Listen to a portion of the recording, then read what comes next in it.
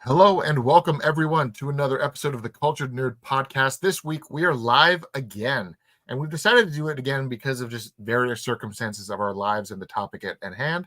But we wanted to bring this conversation to you in person, live, with interaction with everyone, because this is a big deal for a lot of people, and lots of things we're going to talk about deserve an engaging audience. So this week, along with the basic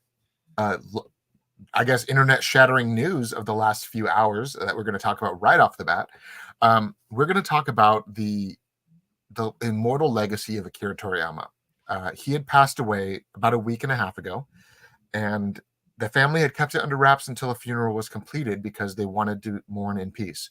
But the loss of Akira Toriyama is not only a tremendous loss to the anime community, but most people don't understand the influence he had as a person who essentially caused the internet and anime renaissance in the West and across the world. So he has had such a lasting influence in the world of anime and video games that we just wanted to talk about him. And then aside from that, another big thing that seemingly broke the internet was Zack Snyder was on Joe Rogan's podcast. And despite the fact that he's done with DC,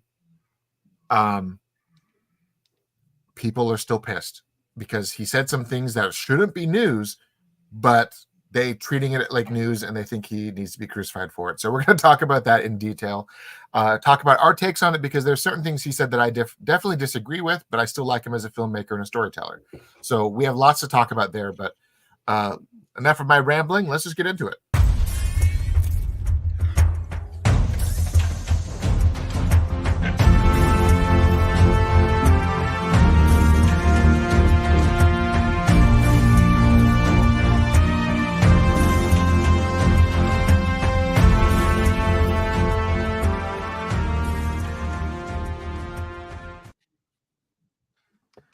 How you doing, buddy? We have such a juxtaposition of two stories of somebody who I feel like the internet has never hated to somebody that they love to kick all the time as hard as they can. They would just throw dodgeballs at Zack Snyder if they could. Yeah, I'm sorry. I'm just reading your comment. The first comment. I'm now neutral to Snyder. By the way, Sweet Baby Inc. disrespecting him, F them and their fake woke bullshit. And he was also, what could be happening with X-Men 97? So for people who don't know, Sweet Baby Inc. is a consulting firm that a lot of people basically say is when you want to woke up your project and make it more diverse, you call them and they come in and they diversify your project to make it more generally appealing. That is what they have become. What they were supposed to be was a place where you could run your video game ideas and ask them, hey, is this good? Yeah. Do you feel that there's anything offensive, anything that might be, offensive to a large group of people? Right. I appreciate what they wanted to be. Unfortunately, that's not what they've become. And that's the problem, isn't it? I mean, you have these ideas that are started with noble intentions, and they somehow get perverted and lost in their own devices. I mean, I appreciate what they're trying to do. I mean, people who say, "Oh, Taylor's just a normal white dude." I've got an interracial relationship. My wife is very much Mexican and very much from Mexico. My children are very much Mexicans, and for everyone who thinks that I'm not some I don't know. I've had so many people say that I'm just some privileged white guy who doesn't understand how race works is honestly quite laughable, because I get it. I do. And I'm not silent on some certain key arguments. I do stay silent on others because they don't really apply to me. But the idea that this firm started with this idea for helping with inclusion, that's a great, noble idea. But what they've turned into is, okay, now we're going to take the new Spider-Man film and we're going to add Black Lives Matter and pride flags everywhere. And we're going to make sure one of the leads is a deaf mute, and make sure there's an entire storyline about a gay couple going to prom. And they came in and they just started adding all this stuff in there that had nothing to do with the story. And it actually alienated a lot of fans because it was not organically added. First off, Taylor, I hear what you're saying. And I'm sorry that those arguments get levied against you, because I think that when you, I think they don't understand the reality of, right, you're very aware of the ills of the world because they're going to affect your children. Right. So, right. I like this comment right here. So for real though, I identify as a left wing and pride myself, but their hypocrisy annoys me, and I'll leave it at that. And that's the thing that I've seen a lot of, is that you got this company who, I don't know, it's one of my biggest commentaries that I don't like about how a lot of these companies exist is that you get this, like, I don't know, back when Antifa was a thing, and you saw that Antifa was trying to fight for essentially the same kind of ideas, for equality, against fascism, all these things, but it still turned out to be just a bunch of white people saying that you don't understand how black people live. And it's kind of one of those, like, you're out of touch with your own battle, and you should probably reevaluate what you're doing. I think that a rising tide lifts all boats. Yeah. And I understand when we're talking about these things, when we're talking about our society, when we're talking about institutional racism, which has been in these places since the very beginning because they were founded hundreds of years ago. Right. But I think that the thing that we have lost in all of this is that and I'm not saying, it's so weird to say it, it's okay for bad guys to be pieces of shit, garbage people, because it then elevates our heroes. Yeah. And this sanitizing of everything, where everything has to get hand sanitizer over it so it tastes okay, we're diluting what the content is. Right. I think that's the part that makes me, I think that there should be a movie about pride flags and people going to their first prom together. That's great, but that doesn't need to be in a Spider-Man movie. That doesn't need to be in the next Tron movie. That doesn't, I mean, there are other slices that we can express ourselves. It's funny because so one of the doctors I worked at said that the biggest problem with a lot of these notions is that you can manipulate data and you can misconstrue stats any way you can. And he said that the reality is that a lot of these people don't look at the organic reality around you, where he said that according to statistics, 1 in 4 people are gay, or 1 in 4 people are Chinese. And he says that makes the 4 of us standing here either gay or Chinese. And we're not, because that's not, you're looking at a worldwide statistic and applying it to the right now statistic, which doesn't always apply. Sure. So there has to be a natural and organic way that certain things fit into things. I mean, and that's the reality, is that there's always a time and a place, and sometimes they try to add the time and a place to everything, which doesn't necessarily work. Well, it's funny that we started with this of all topics, because it feels like this is the kindling of the fire of YouTube right now. And unfortunately, we are making smoke signals with it, so we are some part of this. But it reminds me of the clip that I saw today of the Black Panther game developer, where she doesn't want white people working on the game. It's like, okay, but do you understand that what you're saying is incredibly racist? Well, yeah, so I see this because I saw this earlier, where I saw a thread of comments on Instagram where this guy was saying, but isn't that not racist to white people? And a bunch of people were like, no, you can't be racist to white people because they're the problem. And he was like, that right there is racist. And they're like, no, you're being the racist by calling us out. And it's like this whole thing. I took a class a couple semesters ago, which was, I kind of walked into it expecting it to be one thing, and it turned out to be an amazing class. And it was a cultural diversity class. And it was one of those things where I'm like, all right, I'm going to walk into this class and I'm going to be told that I'm the devil because I'm white. So let's see how this goes. And the first thing the teacher said was, for true diversity to exist, you cannot be racist to white people, because that's counterintuitive.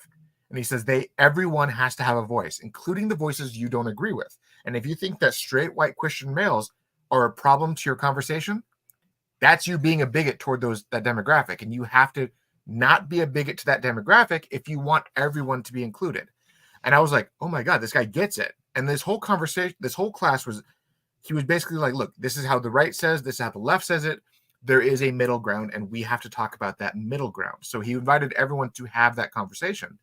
And basically, he said that any race that tries to subject their views over another race, including saying white people are the devil or white people are this or that, they're becoming racist toward that demographic. And it's an absolutely insane notion that people are saying, oh, no, you can't be racist. Hating on white people isn't racist. And it's all becoming this systematic racism that we're not even realizing is racism. But on a natural change of pace, the director and the lead writer of X-Men 97, a project that had been heavily criticized for woking up the X-Men franchise, which is ironic because the X-Men franchise has always been a franchise that celebrated diversity and all of those unique factors. Yeah, they have blue people. Look, they had a blue guy and a metal. Yeah, they have. I love the fact that you're wearing that shirt because the creator and head writer and showrunner of X-Men 97, Bo DeMaio, he worked on the new Blade film. He was writing the script treatment for Blade. He worked on Moon Knight, which they rejected the Blade script multiple times.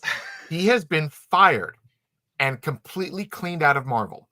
Deleted his accounts, deleted everything. No say of why he was fired. Yeah, this is all happening today as well. So I was a couple hours ago. Yeah, I was reading this. Dropped this news.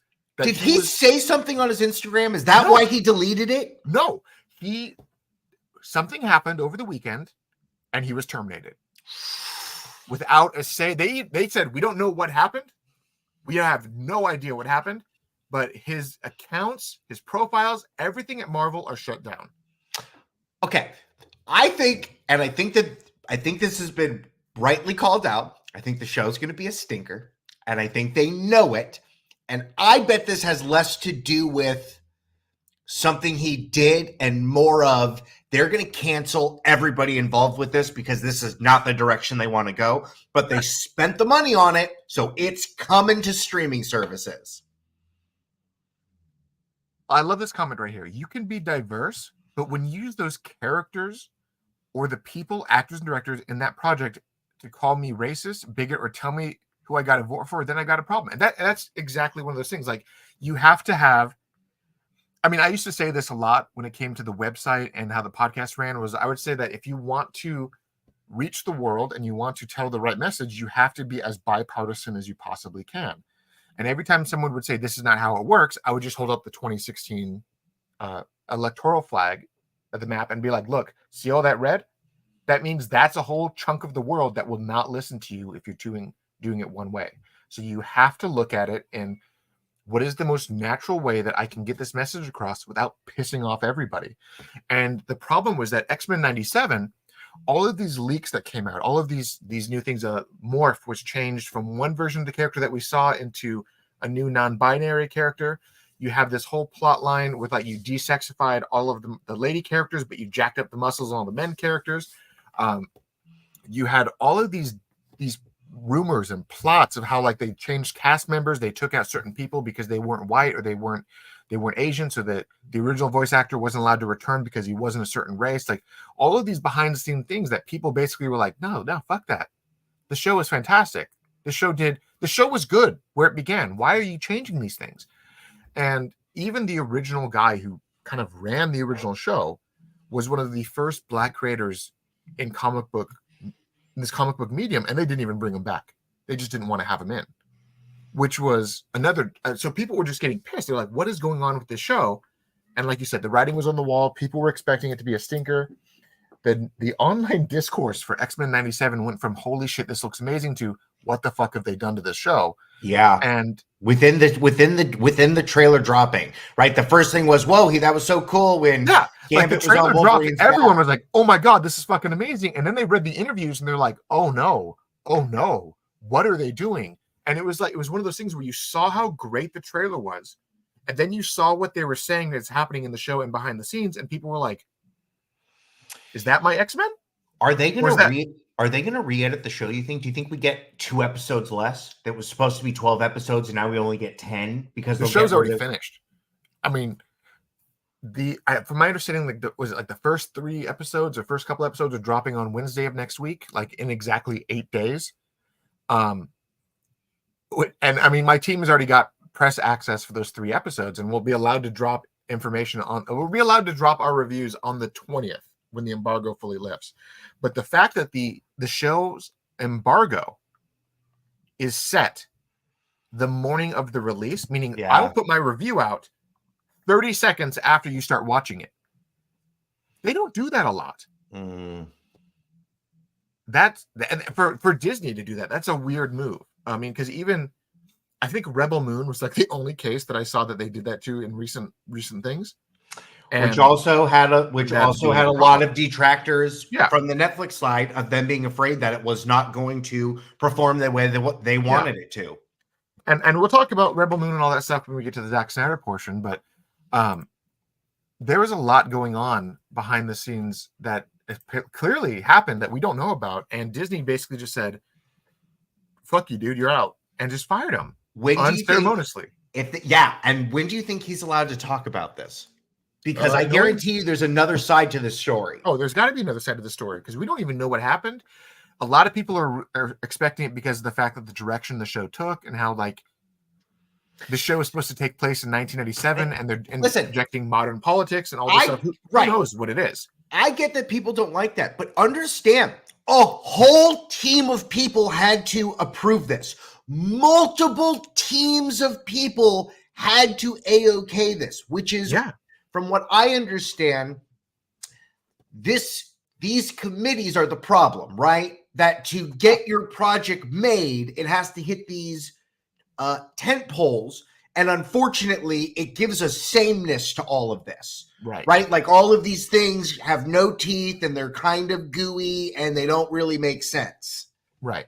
And that's going to be, I think a lot of people are going to see this. I mean, I'm going to watch the show and I'm excited to watch the show, but I'm also very cautiously optimistic to see what they do with all these rumored things. I mean, because we know one of the main villains of the show is Madeline Pryor, aka Jean Grey's clone, aka the Goblin Queen. So the redheaded lady with the black leather and the dragon wings and shit. Like she's basically just evil Jean Grey. She's pregnant with Scott's baby, right?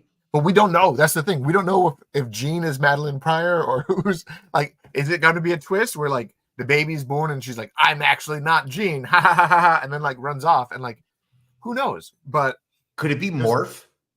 I really hope it's not Morph. I hope it just that Scott Summers went to Morph and, like, did what Homelander did and was like, I need you to look like this lady and you're going to be this lady for a couple of years.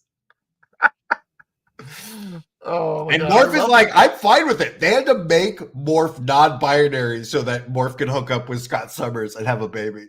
I honestly, I love how The Boys is a severe form of satire to the point where now people are taking things from that show seriously, and it's actually injecting itself into other products, because it is a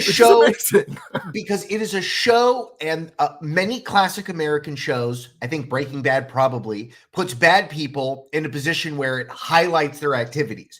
It's crazy that people like Homelander. Homelander is a piece of shit. He is an asshole. You should not like that character. He is a bad person.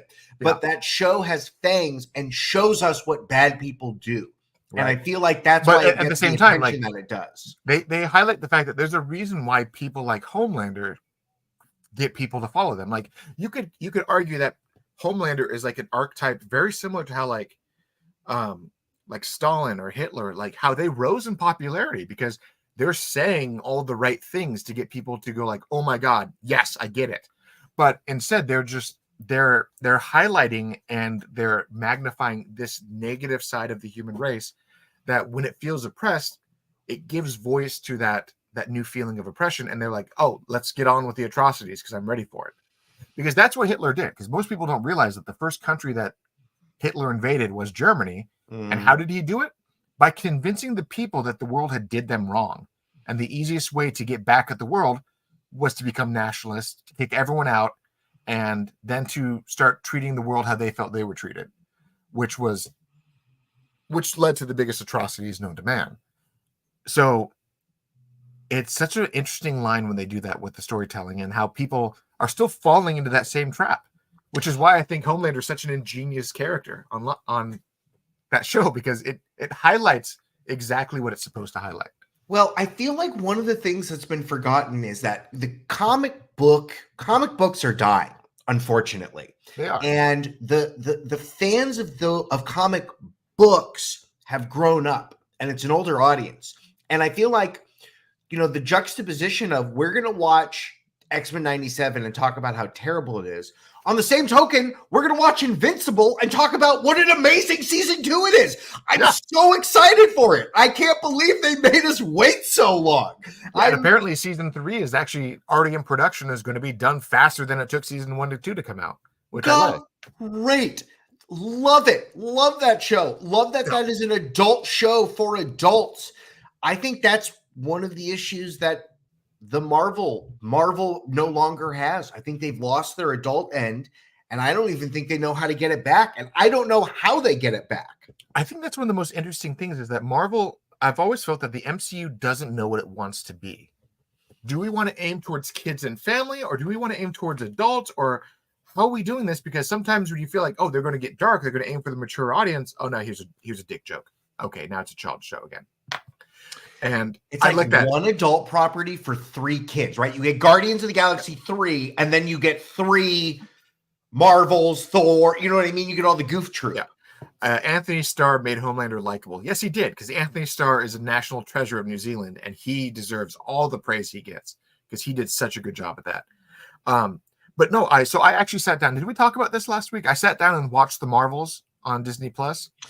No, but this is a great time. This is the Culture Nerd Reviews the Marvels. I also sat down and watched it, and then I started playing on my phone. I did start playing on my phone midway through. Sad reality. I liked all the stuff with Captain Marvel. She was not Captain Marvel, Miss Marvel. She was a lot of fun in that show. I liked her a lot more in this movie than I did actually in the TV show. I thought the TV show was a little all over the place, and the movie was much more focused, which was a lot of fun. I felt like there was a lot of this movie that didn't need to exist. The action set pieces were boring. That Star Trek episode where they're saving the scrolls, that felt like a Star Trek. Again, it felt like, let me rephrase that. It felt like Next Generation TV show. Not that Star Trek is bad, and Star Trek does great big movies. It didn't feel like a movie. It felt like a TV special. And mind you, so for people who don't know, a lot of the things that Michael and I saw when we were kids, we saw every Star Trek movie that came out. We didn't give a shit. I remember when we saw Nemesis and we were like, oh my God, here's a young Picard. And we were big nerds in that stuff. We watched Next Generation on TV. You started coming over and watching Enterprise when it came out, I think. Was that the one? That was the one where it was the prequel. And there's that lady Spock in that show. But you watched that at my living room at one point. I watched that. I definitely watched Voyager. You watched Voyager at my house. We lost cable. Yeah. Yeah. Michael's dad decided this unilateral approach to let's not have cable in our household. So that just meant Michael came over every day. Went to Taylor's house a lot. All the time. So my parents even gave you a key because you would come over at 5 a.m. to watch Saturday morning cartoons. And they were like, whatever, just come in, make yourself at home. Well, Taylor, if we're going to make the transition, this is the time. Because 5:30 in the morning is when you would watch Dragon Ball episodes. It was. And that was, and that is a good transition because that is something. But before I jump into that last transition, so X-Men 97, they fired their main guy, which is a huge blow. But about 20 minutes after that, it was announced that the Batman Part 2 was going to be delayed a full year to October 2026. Which should not be shocking to our audience. You kept saying that this was going to, if they're starting from ground zero, it's going to take a long time. Yeah. And I kept saying that the actor who plays Commissioner Gordon said a month ago that he hasn't even seen a script yet. That they don't even know who's being cast in this movie other than the people that are contracted to return, which means exactly what they've been saying. The writer's strike stopped all production on the script. The script is not done. The script had to go back to square one, had to get some changes, everything because of the Penguin show, because of all that stuff. Matt Reeves was busy with the Penguin show. The strikes happened. He had to go back to the Penguin show and finish that show. The script is not even done for Batman Part 2. And the movie was supposed to start filming next month. And one of the things that I learned from watching the making of The Hobbit, when Peter Jackson was like, "Oh, I just stay 1 week ahead," until eventually it all came crashing down and he was like out of ideas. He's like, "I need to stop production so I can come up with the ideas." I think the same thing is true. I think they lost a year, and I think that new ideas have come up, and maybe certain actors aren't available, or maybe certain actors are available now. Yeah. So let's give him the time to write this and really commit to it. But like, if they wanted this movie to be done, he would need to be on Superman production schedule, which has already started, right? Mhm. There's a reason why that movie's going to be coming out. They've done nothing on this. The reason why Superman is filming currently is because the script was finished before the strike happened. And that's the truth of it. I mean, there was a reveal that happened a couple days ago where people found out that James Gunn was hired by DeLuca and Abdi to write Superman Legacy as an Elseworlds project, as sort of a companion to the Batman. It was meant to be an Elseworlds project in the similar vein of the Batman. And that's how he was hired to do it. So again, that shatters the narrative that he was hired to reboot the DC behind its back. He was hired to do an Elseworlds project. And he was hired by the people that wanted to continue the DCEU. But with the failings of the DCEU, with the failings of like Black Adam and all this stuff, with the on again, off again, Ben Affleck he wants to be Batman, he doesn't want to be Batman, he does it, like the back and forth nature of all of that. And then the drama of Henry Cavill's management and his contract, with the coupled failing of those films, the studio said, to hell with it. We're going to reboot because we cannot fix the mess that this universe has become. And, oh, look, we have a new Elseworlds project that's starting up that actually could be a good starting point. And that's what they ended up doing. They brought him in to make one film. He wrote the film, and they said, how about we start a universe off of this?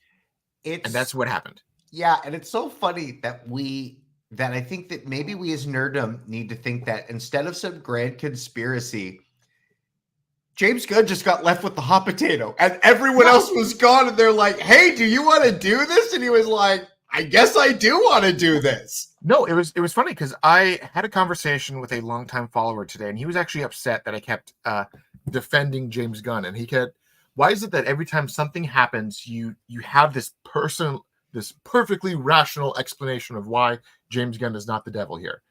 And I said the hilarious reality behind all of this is that James Gunn was in the right place, the right time, and his becoming head of DC was all circumstance. They liked what he did with the Suicide Squad. Yes, did it make a lot of money? No, but COVID times, the stupid HBO Max day one streaming release. The fact is, the previous management did such a bad job at hiding the numbers of what happened with Zack Snyder's Justice League that when Discovery came in, they still don't even know how good that movie did because this previous management screwed it all up so bad. But the actual numbers that they do have is that the Suicide Squad was a hit. It was a huge hit. It was a Game of Thrones level hit. And Peacemaker was also a massive hit for them too. So they contracted more from James Gunn. They said, let's do a take with Superman. Don't do that, but do Superman. And ironically, they loved his pitch and they said, we're going to make Peter the head of DC, but he wants you to be the creative head because you apparently got good ideas. So you're getting drafted into the majors now, whether you want it or not. And everyone who says that there was this big grand conspiracy totally makes sense when James Gunn's like, I'm only doing this because Peter is here. Yeah. Peter was the guy that brought him to the table and was like, I'll get your movies made, but you got to give us some ideas for us to make all this work together. Yeah, it's like, James, you're a giant nerd. And we know you've got ideas on how to make this universe tick, like every nerd does. Because if you ask anyone in the comments right here, if you ask any nerd on the street, said, if you want to start a movie with Superman and you want to expand a universe out of it, how would you do it? Right. Most nerds would tell you like, oh, I would introduce this story based off of this comic, and then I would juxtapose to this character off of that issue. We all have internal monologues of how we would run things. It's just how nerds are. But I love this comment here. James Gunn's hate is so forced, and it's ironic coming from the Snyder heads that said that Snyder's hate was forced, because that's what it is. It's kind of this weird. So then let's do a hard cut to the Snyder stuff, because I listened to the first hour and I had a bunch of takeaways. One of the things you talked about is whether or not Ben Affleck was going to come back. Man, Zack Snyder puts his actors through a ringer. Taylor, he likes buff men, really buff men, and wants you working out all the time. He talked about the prep schedule on 300. He talked about the physical routine that he's putting the actors on Rebel Moon, which means that you're not only working your mind and like remembering lines, but there's like a physicality you have to commit to him. Zack Snyder demands a lot. He starts the interview with talking about how much he loves Frank Miller and how he wishes he could have done The Dark Knight Returns, and then says, most of my inspiration for Batman v Superman comes from these storylines. Yeah. So why was anybody shocked that he had an old grizzled Batman that was ready to stop taking names and start chiseling on headstones? Yeah, and it's just an interesting thing, because I listened to the interview, I read some of the cliff notes again because I wanted to make sure I remembered everything correctly. Like I said, there were some things that I 100% disagreed with, and I'll talk about that in a minute. But I loved his bit, how he said that everyone is trained with Mark Twight, I think his name was, and how there was no CG to make the bodies of the 300 actors look the way they did. That was literally everyone just getting hella jacked for that movie, which is just absolutely fantastic. Because we do know that he admitted to CGIing Ben Affleck's body for that workout scene, because it was just, they wanted Batman to look insane. But everyone in 300 looked insane because they put the work in it, which is amazing. And then he goes into real deep knowledge about the Spartans and how you had to have a boy lover, and like it freaked everybody out. Listen, I didn't understand that Zack Snyder says questionably homosexual things. Oh my God, this interview is littered with them. It's like Candy Mountain. It's like, which thing do you pick up on? It's crazy that he talks about all of that, and what we're talking about is he thinks Batman should kill people. Yes, and he said that his one of the big takeaways was that he said that Frank Miller doesn't care about that rule, and neither does he.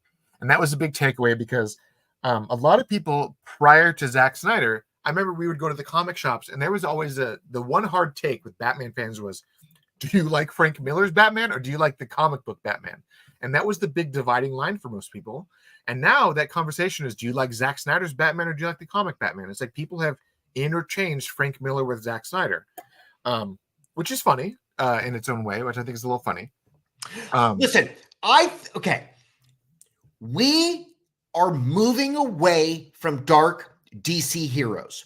Yeah. And what that means is that's why we need to see a Batman Brave and the Bold. Yeah. This is why we need to get back to the reason why Batman is a hero. Yeah. He is as sadistic as any of his villains. 100%. He is on the Thanos cliff, but he doesn't throw the baby off. Right. And he pulls himself back at the last second. Yeah. It is such an interesting thing. And one of the things I didn't agree with him on his stance was how he said that Batman was an addict, which he is, but that Batman uses sex and drugs as his coping method, which was, I wasn't a huge fan of that idea, because, I mean, if you're trying to convince me that that is what Batman has become after the advent of Superman, where he's lost his way, I could believe that. Batman has one drug, and it is adrenaline, and he's a junkie for it, and he does crazy stuff every day. Batman's drug is his crusade. He is so singular-minded in saving the world that he has a narcissist-level obsession with being the one to save everyone. And that is what makes Batman Batman. He doesn't prescribe to sex and drugs as a way to deal with it. He prescribes to, I am going to do my mission harder, and I'm going to go push my body harder to the point where it's going to kill me. Right. But I'm going to, that to me, that's how Batman is. But the way he kind of described it was that Batman had fallen off the rocker and that's what he was doing. But he also kind of implied that his version of Batman had always been doing that. And that was the issue. That was my big, like, I don't agree with this, because to me, Batman's moral code was important, not because just Batman doesn't kill. Like, I agree that Batman shouldn't be a murderer, but involuntary manslaughter is always questionable in certain circumstances. So I don't see it that way. I think it's still funny that he's getting hazed. You know who didn't care if he was a murderer? Tim Burton. Michael Keaton Batman kills people all the time. Funny enough, Batman Forever Batman also killed people. Right? Nolan's Batman, you also tell me if he killed people or not, because I say he did. Which is funny because he made such a big deal about that rule in the Nolan films, and then he proceeds to kill people. And I'm like I can just list off some, like in the first movie, I'm not going to kill you, but I don't have to save you. That's still killing him. That's still killing somebody. I have to stop you, ninjas, and then throwing the explosions and blowing up the temple with all the guys in it. That obviously, if you have any foresight of the actions they're doing, lighting a giant bomb in a house full of ninjas will kill said ninjas. Right. In the second movie, when in that tunnel part with the Joker, where Batman comes barreling down and crushes the dump truck into the ceiling, you know that fucker's dead. There was a group was destroyed of homeless men, and he explodes his car, which has got to have illegal chemicals inside of it, and just takes off down the road. Those men were exposed. He caused cancer. He killed those men, Taylor. Yeah, I mean, and then obviously the one scene that was actually the point of it working was when Batman jumped and killed Harvey Dent, and that was intentionally killing him to stop him from killing Gordon Jr. So there was points in that, and even in the Nolan movies, where involuntary manslaughter, direct manslaughter, but they still made a big deal that the rule is the rule. But that's just how it is. I love here. I mean, Christian Bale has the highest Batman kill count on film. He does. If you actually count them, he does. And even in the Batman animated series, there's a lot of circumstantial saves where Batman clearly tried to kill that guy, but they had to show the guy not dying so that the kids wouldn't freak out. But Batman was seriously killing those people. It's one of those things where I get it. I do, because to me, my Batman is the Batman that says, I will not murder anybody. I will hold my rule as high as I can. Batman is not a Boy Scout. He is a ninja. He sets traps. He's going to do terrible things to you. Right. He just knows when to pull back. I'm going to break every bone in your body and make it so that you can't walk right for the next 8 months, but I'm not going to kill you. Yeah. I'm going to make you crippled. Like there's always that gray line, and I get that. Matt Reeves' Batman did not kill anybody. Is that correct? I think they tried to make it so that he wouldn't do it either. He beat up the Riddler guys, and then they were on those bungee cords with the guns, right? Like they just fell and were hanging there. I know, but at the same time, he's also like hardcore with how he would fight. Like in the first scene when he's beating up that one guy in the ground, I'm like, okay, he's dead, dude. Put him in the coma. Like, just stop hitting him. You know? So, he goes to that club. He beats the twins face in, right? Like bashes their faces. Ironically, one of the biggest Easter eggs that people still haven't caught on, that's Tweedledee and Tweedledum, the twins from the comics, the smart one and the idiot, and that's exactly what they characterized, Tweedledee and Tweedledum. But that was one of those lesser known, like it was a behind the scenes Easter egg that, he's going to include these random villains. And okay, Pattinson is the first Batman since George Clooney that has no confirmed kills yet. I still believe that George Clooney does have a kill in there. There was actually a director's cut of that film that was a lot darker. And I think he did have a hand in some people dying in that film, but it was like off-screen deaths kind of a thing. But there was even a plot line in Batman and Robin where Poison Ivy murders Bruce Wayne's fiance like viciously with a knife. And they took that out at the final cut because they were like, "Oh no, Saturday morning cartoons." But no, even the Clooney Batman did kill people. It was just I mean, I think he had to have killed at least a couple of those Mr. Freeze goons with how he was fighting with them. He was running people over with that bat sled that's a Batman symbol on ice for sure. Yeah. I think it was just one of those, like, if you don't see the body, they're not dead. But I'm like, that was a confirmed kill. Also, he allowed for that illegal street gang to have their races. And people have probably died in those races. Yeah. And he never stopped them. If Batman owns the streets and alleys of Gotham, he was condoning that street race. No way. They were doing it. He was totally fine with it, getting bets on it. But as this interview went, people were still pissed off about how he said things. One of the comments he said was that how the Netflix streaming model, there was likely more people viewing Rebel Moon than they saw Barbie in theaters, which everyone was like, "Oh my God, how did he do this?" I mean, it's true. I mean, millions, the fact of the matter, millions of people, and in countries all around the world. Yeah, do you think it's a billion views? I mean, how many? 90 plus million. Yeah, 90 plus million, and that number, you could probably say at least 2 or 3 people per household saw it simultaneously. So you could equate that to be a very big ass number. But the point is, that's how the Netflix model works. And you can watch a movie on Netflix and you don't have to spend $80 to go see it in the theater as a family. So it's like apples and oranges. Like, it's still a movie, but it's not really comparable. So I can see what he's saying, but also doesn't really apply because that's just not really realistic. Well, isn't that the issue with Netflix as well? It's like, oh, if we could get everyone to buy $1 candy bar, we could see how many candy bars they sold, but like, we don't know. Yeah. I'm just reading. In the interview, he literally said that this is what Netflix was telling him and how far they reach, but Twitter turned it into Zack feeding his ego. Both sides of Twitter are stupid. It is, yeah, because he was saying an objective fact. Yes, that they told, right? That they told their investors, probably told the team that made this movie that, yes, we're going to continue. I mean, right? This is a number that they have enough analytics on to believe it. Yeah, I mean, it's a real number, but you can also say that this real number may not account to true Barbie success because Barbie made $1 billion in theaters, so because people were seeing it again and again, but you have to also look at it that way. How many people had to see Barbie to make it hit $1 billion? Each ticket's anywhere between $12 and $18. How many does that make? Like, you can argue that yes, more people watched Rebel Moon, but you probably can say that it was easier and more accessible than a movie theater, and probably cheaper because $20 a month versus $20 for one sitting.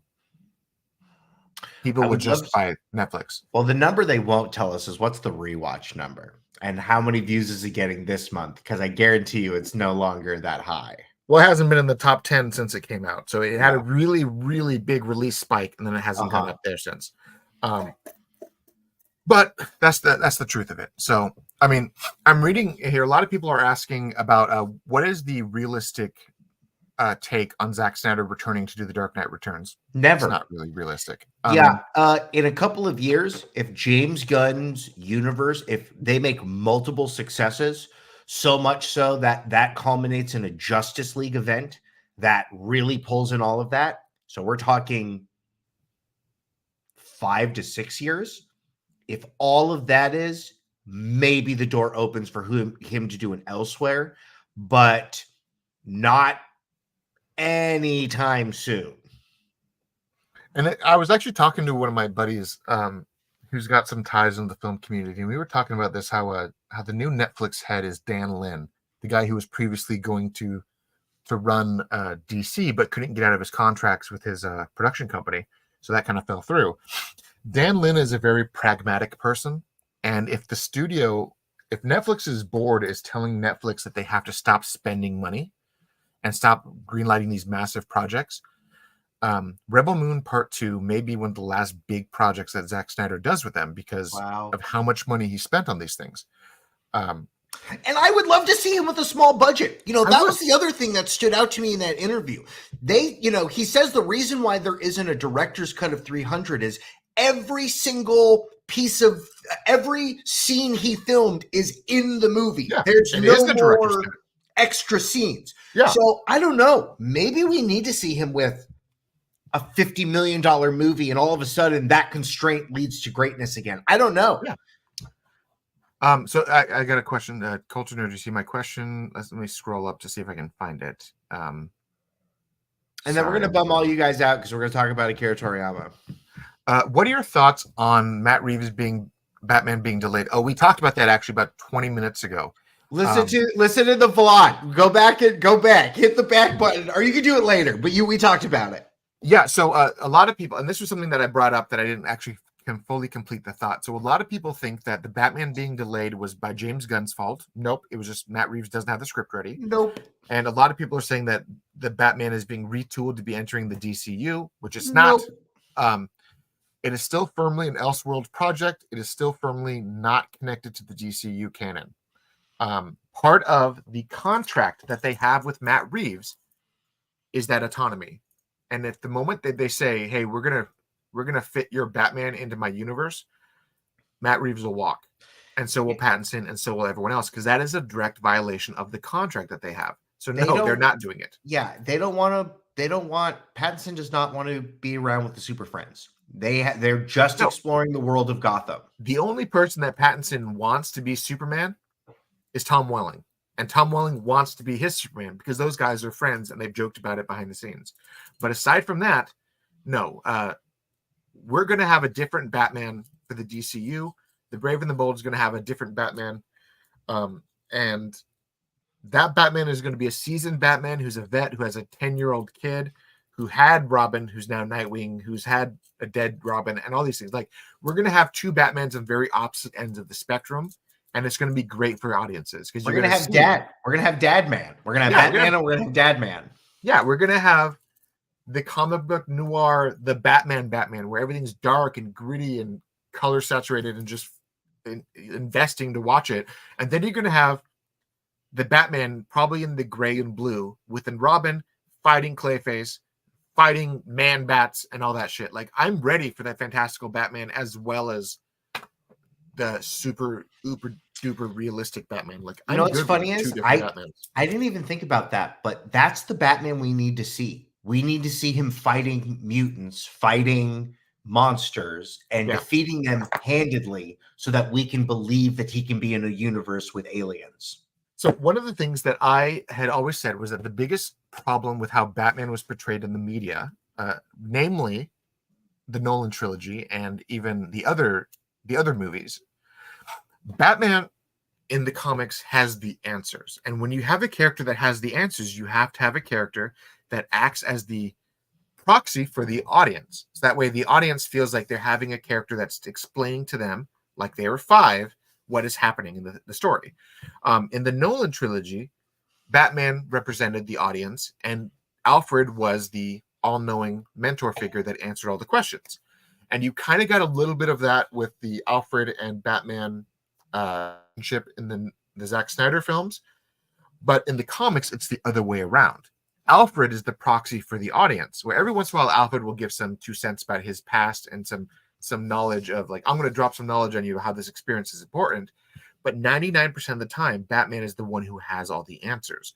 So when you have someone asking a question, it was always Alfred saying, I don't understand why they're doing this. And Batman is like, because criminals are like this. And he would be the character to explain the mind of the criminal, not the other way around.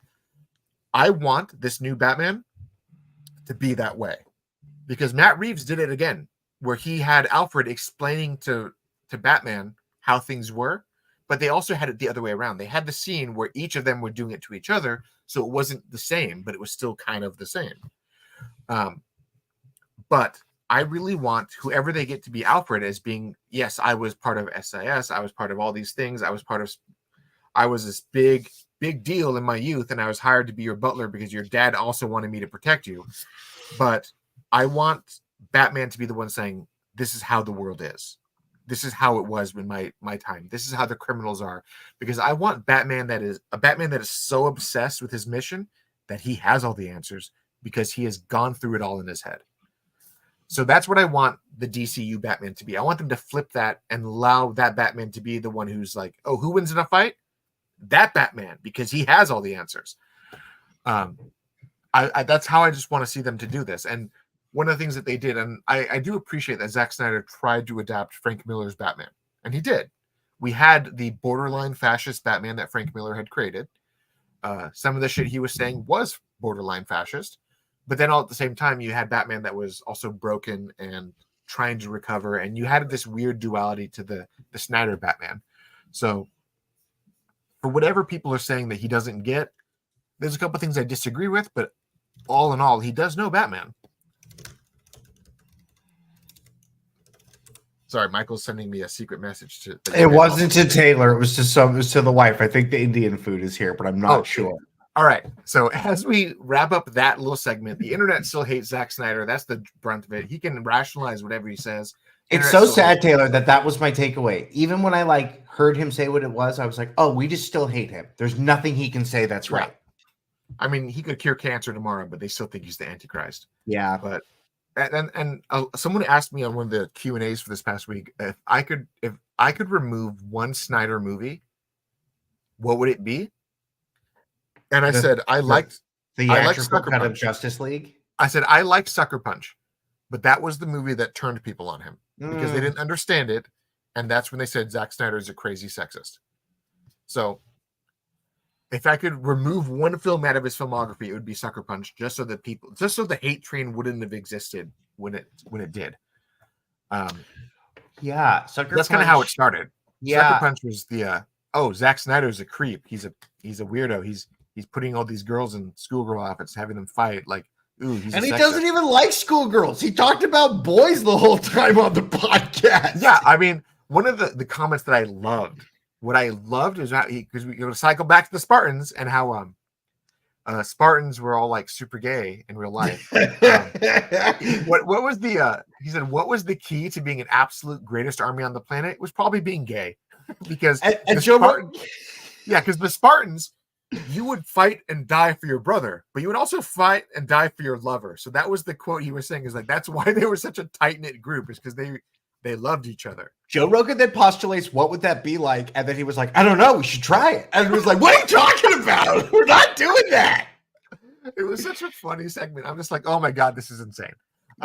Again, no one's talking about those segments. We're talking about that hit one version of Batman and a whole cornucopia of other Batmans also goes more to the dark. We need to see a light side Batman. I mean, Zack Snyder said probably the most pro-gay thing of any director in Hollywood, but people are mad that he said something about Batman. So anyways, on a different segment, since we have the last 10 or 15 minutes or so as we get into this, this past week, Akira Toriyama had passed away. And Taylor, I didn't even know that the family privately mourned because they knew it was going to be such a bombshell. It's so interesting to think about. I mean, he's not the Walt Disney of Japan or anything like that, but he's pretty close. I mean, but is he not? He's the godfather of all this. You could argue that what he did for the world goes beyond what Disney did. I mean, and that's, I say that as controversially as it sounds. Akira Toriyama started a couple of mangas back in the 80s, Dr. Slump and Dragon Ball.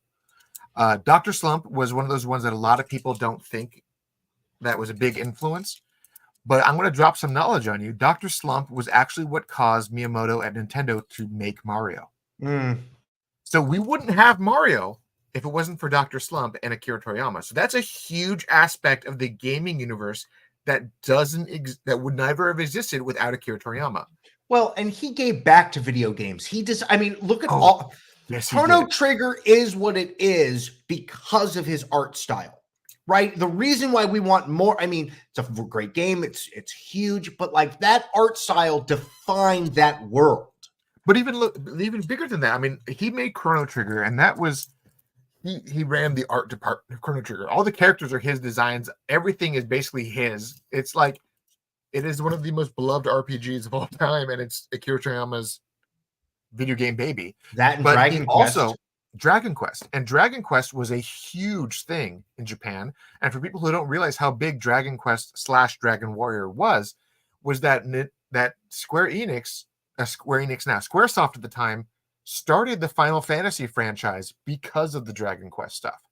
And they loved his work on Dragon Quest so much that they even commissioned Amano to make their logo work for Final Fantasy. Like he inspired the Final Fantasy crew and their art direction, which is a huge thing. Sandland, it's a fantastic manga, it's a cool anime, and it's coming to a game finally. That is all Akira Toriyama's baby. And obviously Dragon Ball, Dragon Ball Z, those two shows were some of the first animes that actually came to America. And if it wasn't for the anime renaissance that started with Toonami using Dragon Ball Z as its backbone, that Western anime, as well as anime spread throughout most of the Western world and even into the Latin world, would not exist the way it does today. We would probably still treat anime like it was this weird speed racer type show if it wasn't for Dragon Ball Z. Like, anime has had such the renowned impact over the last 20, 30 years in this world because of Dragon Ball Z. Yeah, I saw someone breaking it down and they're like, why isn't Dragon Ball ever in the running for the top 3 anime? And the guy was like, why would you step it down? It's the anime. If it's on the Mount Rushmore of anime, Goku is on there. It's one of those things, like, if you had to make a Mount Rushmore of anime, I don't like, okay, Akira Toriyama is the mountain that the other faces are on. Like, for sure. I mean, you have all of the other big people, right? The guys from Naruto, One Piece, Demon Slayer, every one of these creators came out and said that I made what I made because of Akira Toriyama. Like, every anime that is widely popular today is because they were inspired by Akira Toriyama in one way or the other. I mean, even in this last week, Solo Leveling came out, and that's a fantastic anime from a Korean author.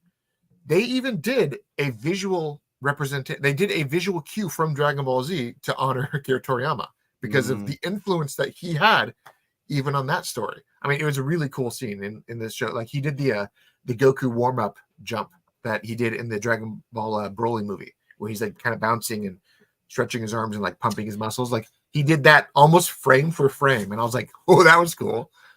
How much Akira Toriyama do you think they have left? Because he probably gave his blessing for whatever this next show that's supposed to be happening. Well, he had already brainchilded that entire show. Dragon Ball Daima was his creation, and they've already got it worked out and going.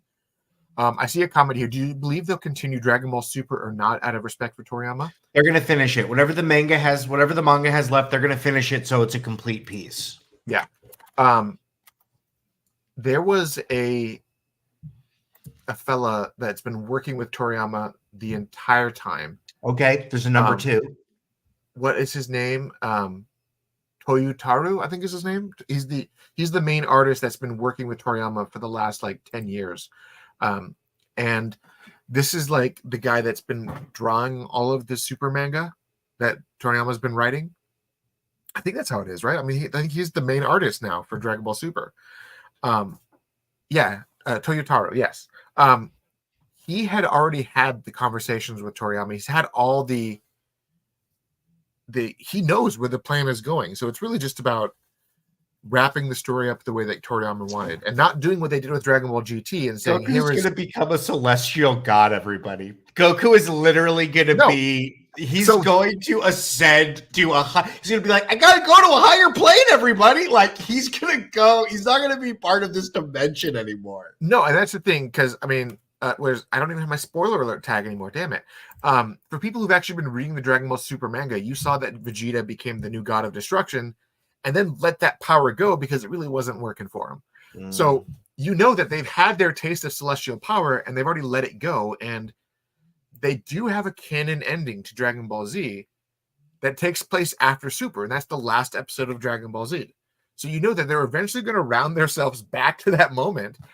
And they're just going to wrap the story up with Goku flying off with Oob to protect the universe. So I think if they're going to do it right, they're going to follow what Toriyama had planned and got it ready. They're going to wrap up the show. Because, I mean, originally what Dragon Ball Daima was meant to be was a stopgap to allow them to finish the manga so they could finish the adaptation after the manga was done. So now that Toriyama's gone, they're going to probably still do that. They're going to finish what was already done, and then they're going to wrap up the story just the way he planned. Well, and that's exactly how we planned to end this episode. I've seen some comments coming through, so people are asking. Leave them alone. We'll get to them next time. We'll give them next time. All right. But on that note, everyone, take us home, Michael. Thank you so much for joining us. We appreciate all of you wonderful livers giving all of your lives to us and typing away. You can head over to the patreon.com/theculturenerd. There you can help us support, keep bringing you all of this wonderful content. Here is a list of our wonderful patrons. Thank you so much, patrons, for keeping all of this going. Your host has been Taylor Murphy. I've been your co-host, Michael Santel. Our logo was by Jose Navarro, and our intro was by Taylor Murphy and Jay Stu. Please like, comment, subscribe to this channel if you are not already. In the chat box below, if you will, what is your favorite Dragon Ball memory? What's your favorite Dragon Ball Z villain? When did you first become aware of it? If you loved it, tell me why you love it. If you hate it, tell me why you hate it, because it is here to stay. Thank you so much for joining us, and we'll see all you kids and cats next time. See you next time, everybody. Bye.